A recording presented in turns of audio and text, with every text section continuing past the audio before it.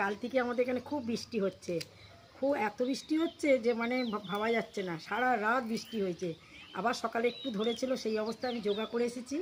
আবার আসা থেকেই মাথায় করে বৃষ্টি নিয়ে এসেছি, একটু করে গুড়ি গুড়ি বৃষ্টি কমছে আর বৃষ্টি ঝমঝম করে হচ্ছে। তোমরা যারা যারা বলো যে তোমাদের ওখানে বৃষ্টি হচ্ছে না, আমি আজকে ব্যাগে করে বৃষ্টি তোমাদের ওখানে পৌঁছে দেবো। হ্যাঁ চলো, আজকে আমি কী কী রান্না করেছি, বৃষ্টির জন্য আমার কী কী রান্না হয়েছে তোমাদের দেখাই। চলো। বলে এই বৃষ্টি মানেই যেন খিচুড়ি, সব সময় বৃষ্টিতে খিচুড়ি হয় না, প্রথম বৃষ্টিটা সব বাড়িতেই বেশ আনন্দ করে খিচুড়ি খাওয়া। এই জন্য আমার মেয়ে আবার খিচুড়ি খেতে খুব ভালোবাসে। চিংড়ি মাছ দিয়ে সবজি দিয়েছে, এতে এতে কুমড়ো আছে, আলু আছে, পটল আছে, সব রকম সবজি দিয়ে, সব বলতে 2-3 রকম সবজি দিয়ে, আলু দিয়ে এই চিংড়ি মাছ দিয়ে খিচুড়ি করেছি। আর এই যে পাঁপড় ভেজেছি, এর তলা ব্যাট বল পাঁপড়ও আছে। এই যে ব্যাট বল পাঁপড়ও আছে। আচ্ছা, এই চাল কুমড়োর বড়া করেছি বেসন দিয়ে।